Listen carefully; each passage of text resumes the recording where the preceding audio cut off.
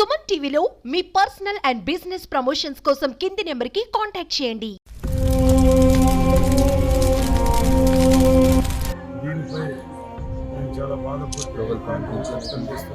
రమ అనే 34 ఏళ్ళ వయసు గల ఆమె, తర్వాత 8 సంవత్సరముల ప్రభు, 6 సంవత్సరముల మన్మిత ఫైర్ వల్ల చనిపోయి ఉండడం జరిగింది.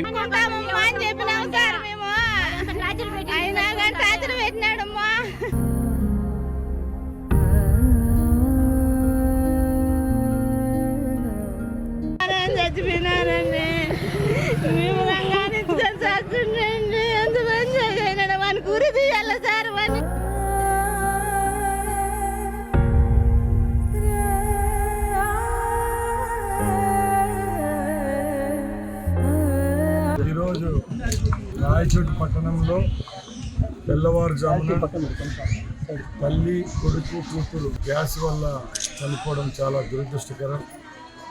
దీనిపై నేను చాలా బాధపడుతూ చేస్తున్నా.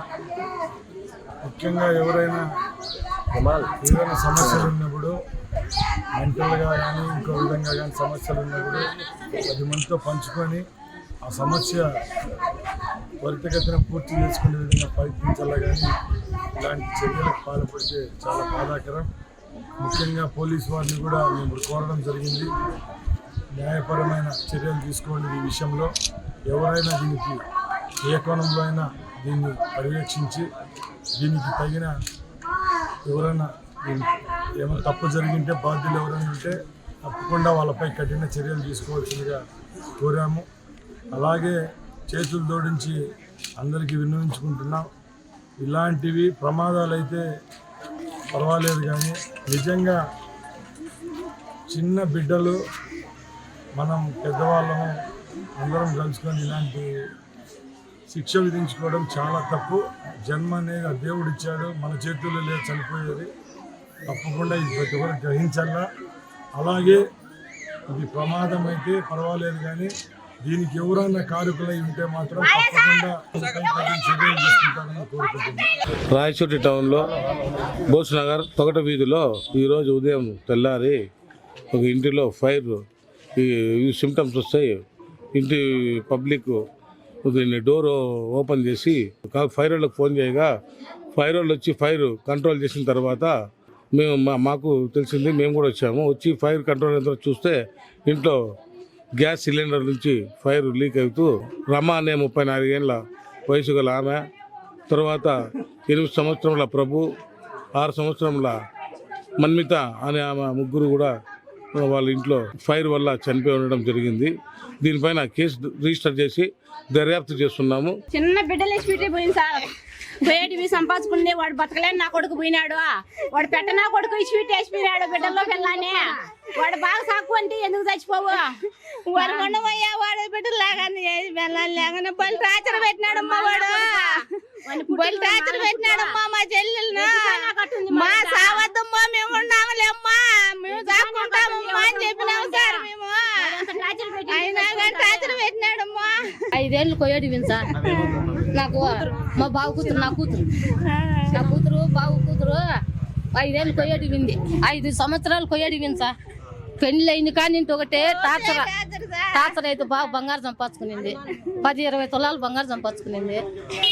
బాగా సంపాదించుకుని బిడ్డలా సాక్కునింది. ఆయన కొయ్యడి వింది, ఆ పిల్లడు కొయ్యడి విన్నాడు. మళ్ళీ వాళ్ళిద్దరికి ఒకటే గొడవంట. మాకు రాత్రి ఫోన్ చేసింది. ఏమే ఫోన్ చేసింటే మాట్లాడింది, ఏమ్మా నువ్వేం చేసుకోవద్దు, మేము ఉండాము కదా అన్న. అప్పుడు ఇద్దరు వస్తున్నారు, నువ్వేం చేసుకోవద్దని వాళ్ళ అన్న తమ్ముడు చెప్పినారు. చెబితేనే సరేలన్నా మీరు వచ్చినాక ఉంటాలి అనింది. ఆమె నాకు టార్చర్ ఎక్కువ అయిపోయిందన్నా, నేను బతుకున్నా అని ఫోన్ చేసింది. అడిగినారు ఎందుకంటే, ఎందుకు నాకు టార్చర్ అయిపోయిందన్నా, మీరు పద్దనకు రండి, ఇప్పుడు రావద్దనింది. అంటే దానితోనే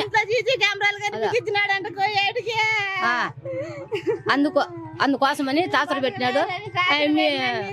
నువ్వు వచ్చినాక ఉండమ్మా, వాని కథ మనం చూసుకుందామని మనం చెప్పినాము.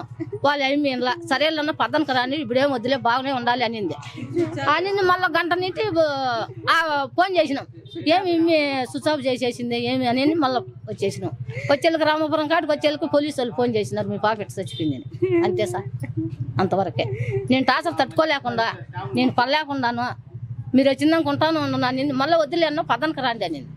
అయితే నువ్వు బాగుండంటే బాగుండవు